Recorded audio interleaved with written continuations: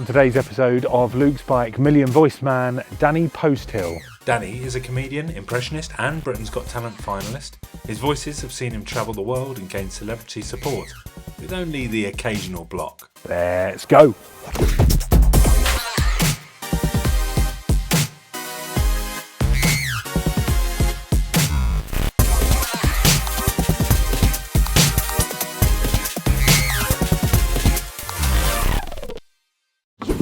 Danny Posthill, hello, how are you? I'm very good, mate, I'm very good. I'm having a great time. Already? Yeah, I'm loving it. 10 minutes in? People are looking over. We were just sort of driving through the park then, riding through the park then.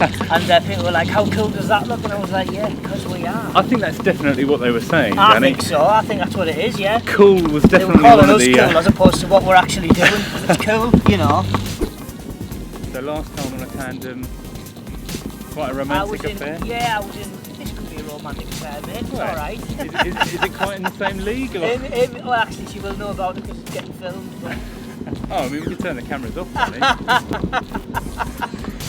Oh, God. So this. I think this bit requires a stunt man, doesn't it? This is the off-road section yeah, already.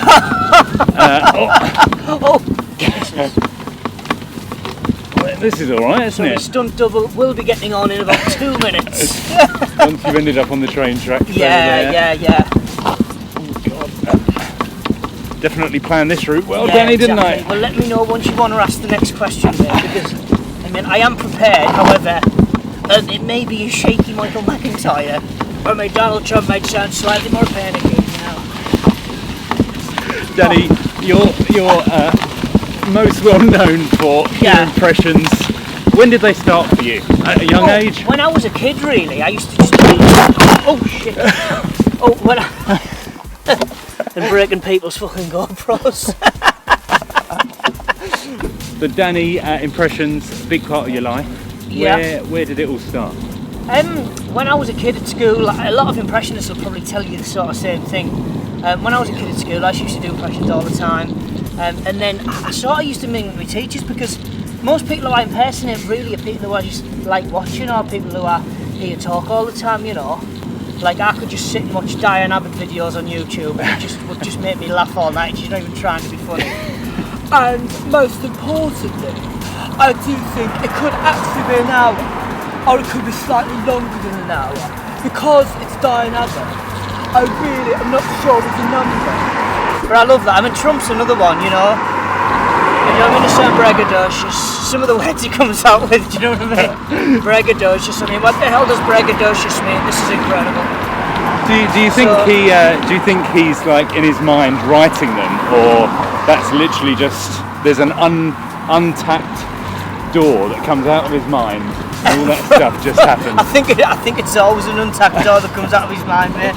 But for me, I think it's great because, I mean, I hope he gets in for another 4 years for the sake of my career, you know. Would you say that's been the biggest impression at the moment that people request or like Probably, to hear? Yeah, a lot of people love Trump. They love me Trump impression. And one of my most recent ones is Jake Rees-Mogg, because he is generally the poshest man I've ever witnessed in my entire life. And what I noticed when I first seen Jacob Rees-Mogg is when I seen him I thought, good God, I've been looking for you since I was 6 years of age, and I realised that Wes Wally is now a politician.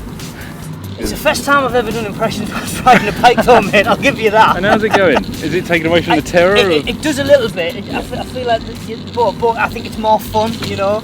It's interesting how these people with such definitive voices seem to... When I first heard him speak, I thought, do you know what, I'm going to have to learn him. Because it's generally, as soon as you get him right, he is just one of those voices where you think, good God, I didn't think it was possible to be that posh. You know, I mean, there's having elocution lessons, but then, I mean, he must have went overtime on them, mustn't he? I mean, how you can't have a voice that naturally posh. He was probably crying as a baby with that accent. Yeah, exactly. I mean, I'd love to hear him sort of speak and give him a few like Hartlepool slang terms, you know. Like I say right after me sentence, like because obviously I'm very counsel, you know.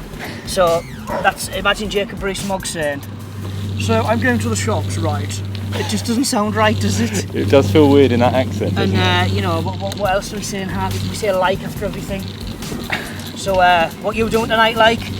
What are you doing tonight, like? It just doesn't sound very posh, does it? It sounds like he's doing the impressions. It does, it does, yeah, he's trying to do an impression of me.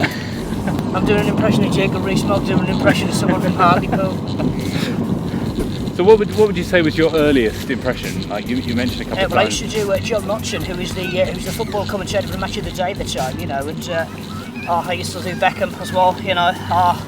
But what I find is sometimes you can do an impression for so long, it gets to the point where you forget how they go, you know, and you're thinking, oh God, and I hadn't heard Beckham in a while, and I remember when I did Britain's Got Talent, I watched back and my Beckham wasn't very good because I just sort of had this, I just got lazy with it and I didn't watch him again, do you know what I mean? Like your just go-to impression. Yeah, and I just thought, oh God, but now I've obviously watched him again, you know, on a couple of clips, and I needed to make sure I was going sort of lower, so, you know, that was, and then eventually if you speed him up he goes, it's a Michael McIntyre, yes!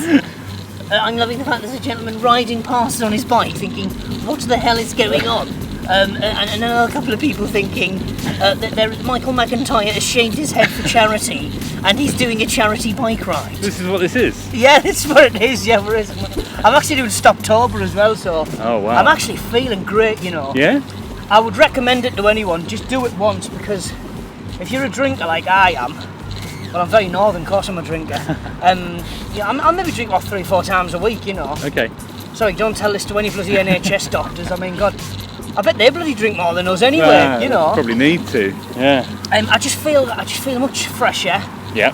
My mind just feels better, do you know what I mean? I just feel more switched on, more sharper. And that's only what... The alcohol companies wouldn't advertise these videos, mate. No. There's Heineken sat there fuming. So what, are we going onto the grass now? Yeah, we're going off-road again. Oh, we're going off-road. Slightly this more is an space. off-road vehicle. It is. That's clever. It's good, I like that. multi-purpose, yeah.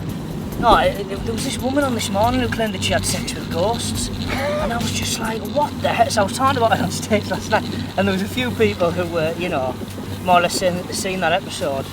And I mean, Eamon Holmes was going along with it, and he was asking questions, and I just thought to myself, Eamon, I know exactly what you're thinking, mate. Do you know what I mean? Like, Eamon Holmes really wanted to come on and say, so welcome back. We've now got a lady coming on who has sex with ghosts. Isn't that just called masturbation, Ruth? That's what he really wanted to say, didn't he? Do you know what I mean? Oh yeah, I keep forgetting you've got to do a bigger turn because it's a bigger bike. Yeah, well, yeah, it's like driving an Arctic lorry. Yeah. I love the way we're comparing this to a bloody HGV. It is. Like we've got a load of bloody ice creams and we need to get the delivery there by 1 o'clock, you know. Impressions, obviously some impressions just have a bit of a shelf life. They do. I mean, I'm constantly updating my act. I've got to. You know, like I remember I used to do Duncan Valentine and me saying to me he's dated. Now to you probably think, oh, actually, it wasn't that long ago he was on the telly. Yeah. You've got to just take people out because I just like it. I mean, I like doing it for me because it keeps me sharp, you know. Yeah. Sometimes you've got Alistair McGowan's taught me quite a bit. I mean, I've met Alistair a few times. What a lovely man he is. Yeah. Because he was my hero, you know. He's a great impressionist. He's fantastic. I mean, there's certain ones he does that I wouldn't even go anywhere near. Like he does Frank Skinner brilliantly. He does Richard Madeley. But actually, if you listen to Alistair talk, he sounds a bit like Richard Madeley anyway when he speaks. And he does a very good Gary Lineker. And they're ones I just think I would never go anywhere near them because he just does it so well, you know. Yeah. But there are certain impressionists who do very good ones, but then I still have a stab at it, you know what I mean? Like, one of my favourites is Jeremy Vine on BBC Radio 2. What I like about Jeremy Vine is he's got this concerned sound in his voice every time he asks a question, and they're the most ridiculous things he can talk about sometimes, you know. There was a lady in Aldi and she got charged 17p for a loaf of bread when it should have been 6. He's the Bee Gees. You know, I love it when they do this. He does this thing, Jeremy Vine, where he'll just like, you know, talk really fast, and then all of a sudden a song comes on. You know, I don't know why I always say the Bee Gees whenever I do an impression of it. I got feedback from one of my impressions was Martin Lewis. Now, Martin Lewis, he speaks very fast. He tells us stuff we already know sometimes, and he makes sure that he rambles on to find out that we get the best possible deal that we can actually get. Now, for example, I'm now driving past a football pitch in a bike. Now, we actually got a bike from a certain place. However, if you get vouchers, you can actually get a bike. Oh, for God's sake, mate, do you know what I mean? It's almost and he goes robotic. on and on and on and on. So I done an impression of him online. And he actually tweeted me. And he said, nice try, Danny. I think you should be more deeper and slightly more butch. Now, I don't know whether he was joking, but I thought, I'm sure he was. He seems probably nice. Do you find that some impressions are trickier than others based on your own accent? Yeah, I was trying to get, someone says to me to do Theresa May, and I thought, there's no way I can get Theresa May, but then it's the breathing thing that she does. Yeah. And what I find is when she starts talking like this, she starts sounding like she's having an asthma attack. And the word I was kept listening to when I was doing her was Brexit means Brexit, you know. Like she repeats herself all the time, you know. There's no explanation in that really, is there? I mean, that's from old Prime Minister, you know. Are those the little mannerisms that you pick up from people, the breathing? Yeah, I mean, Trump was just, you know. What I love about Donald Trump is the fact that he's basically looks like he's straining for a poo when he talks, you know. This one's going to be huge. But it's the facial features and everything else, and obviously the mannerisms, but you know. Couldn't imagine Donald Trump riding a bike. No. However, I can imagine Boris Johnson riding a bike, and this is us driving through London, nearly knocking a little chap over. Right now, we managed to drive past the chap, and this is Boris on a bike. Do you feel like your impressions like Boris, Theresa May, Diane Abbott, even in the current political climate, that people still engage well with them as characters, or do you ever come up? Some people feel a bit uncomfortable. There's times I've done gigs and I'm doing Trump, or I'm doing Nigel Farage as well, you know. And I actually met Nigel, and I says to him, because he knows I do it, and I said, what did you think? And he didn't really say a lot. So I don't know whether he was offended, which I can't imagine him being offended by it, but whether he was offended or whether he just doesn't, you know. The Weekly Postal, by the way, is my YouTube channel. Oh, nice. And I do videos every week, just for the viewers. And I just basically talk about current affairs, whether it's politics. Like last week I did about Conor McGregor, you know. He was fighting last night against Khabib, and what a fight that was, but the man, it was all kicking off and there was hell on, you know. So I did Conor McGregor last week, and Khabib, so that was like sort of. And then I had Donald Trump making the prediction. So I do different things each week. So I'll try and pick something that's happening and it's really current in the news, and I'll do impressions on it, and I'll try and sort of make it funny, you know. What's the impression that you miss the most? We spoke earlier about having to keep up to date. Is there an impression that you miss the most? Well, I should have doing Joe Pasquale. I've had an accident. I should be entitled to some compensation. I should love doing Joe, right? The thing is, right, Joe's a bit dated now, right? So I can't really do Joe in my set. I mean, I do him sometimes, right? If they're sort of older audience, I do Joe, you know. And Billy Connolly is another one who's starting to go out of date a wee bit, you know. But I think I can still get away with him because he's a comedy god, and I think he's the master of stand-up. I met him, you know. Did you? He was lovely, really, really nice bloke. And I was with Bobby Tavro, and Bobby said, "This is my good friend Danny Posthill, he's an impressionist." And Billy went, "Do you know that's something I've always wanted to be able to do?" And I was like, "Wow, Billy Connolly's just said that to me, like that is incredible." I'm like, "No, you don't want to do what I do, Billy. Do what you do, just tour the world and, you know, be mega famous like you are, superstar." Yeah. I don't know about you, mate, my ass is hurting a little bit. I haven't been on a bike in ages. I don't think bike seats have been made for any kind of comfort. And then I look at where I was 5 years ago to now, and sometimes I think you've got to look at life like that, and I am hard on myself sometimes, and I feel like I should be doing better than I am, but, you know, and I would say this to anyone in life, look at what you were doing 5 years ago, and look at your life now and think, well, do you know what, if you've improved, then you're doing something right. Yeah. We're going on holiday in New York in November, and I've been travelling all over the place, and then I'm at an airport. It's going to be like I'm working again, you know. So to me, I just love being in the house, just doing nothing, you know. Actually, I guess you know at that point that there's nothing else that you need to do. No, exactly. So Danny, would you say that there are any impressions that have ever got you into any trouble? Well, apart from Diane Abbott, or got you out of trouble? Oh. I do an impression of my mate Bobby Davro, and I sometimes pretend to be him on the phone. Do you know what I used to do? It could be anyone, it doesn't have to be famous people. No, anyone. There was this agent I used to have called Kim Holmes, and he's from Nottingham, you see, and he used to talk like this. And when he answered the phone, he used to say, "Showbiz." And I remember bringing one of my agents up, you know, saying, I said, "Hi Angeline, it's Kim." And she went with it, and she thought it was Kim Holmes. And I said, I was like, can you do us a favour, mate? Can you tell Danny Posthill to give us a call? He used to call women matey as well, right? I said, can you get Danny Posthill to? Can you speak to Danny Posthill? See if he's free on this day, and then can you call me back? So anyway, she actually rang me back, and she said, "Are you free on this day?" And I said, "Oh, why?" She said, "Oh, Kim Holmes just rang me, but we had her on loudspeaker, and my mate was with me. Oh, it was just brilliant." And there was when I used to play football for Hartlepool, there was a guy called Tommy Miller. He was a chocolate that. And I remember I rang up my mate's dad. Now this is awful, this, because my mate Simon got released from Hartlepool, and I rang his house saying that he's going to get signed up again for Hartlepool, pretending to be the top. That is awful, isn't it? Was he upset? And his mum and dad went along with it as well. They thought I was Tommy Miller. Oh no! And do you know? I'm surprised he's actually forgiven me for that. That's quite a big life thing, isn't it? It is a. I mean, that's a horrible hoax I did. But I was young. I was about 12 or 13 then, you know. And when they found out, they were going to order like 10 pizzas to my house. And I was like, well, you should have done that, Dave, to be honest, because I was away. I mean, my granddad couldn't pick us up. So can you imagine he'd ordered 10 pizzas to my house and then there was no one there? It'd have been hell on. Oh, can we stop for a bit, mate? My ass is killing. Yeah. Oh, well, actually, we're pretty much. That's what I said last night. House Shop Products of the Week. Yeah, I feel good, but I can imagine what the bloody health and safety police would say about this. You know, some people are like these days, you know what I mean? Right. So this is something I would have done when I was 10, like, do you know what I mean? Just for a laugh. And now I'm doing it as an adult. It's so cool. How does that feel? Feels fine, mate. Because I feel like Bear Grylls, I'm going through a dangerous area. I've had to cover up my face. I don't know where I'm going. This could be really dangerous. People are probably thinking that you've held me hostage.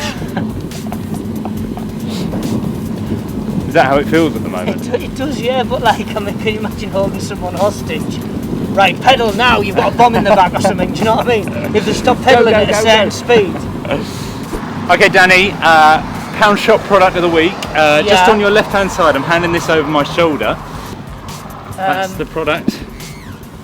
Okay. I think it's like a mug of some sort. Okay, interesting. It's not a mug, but I can see why you might say that.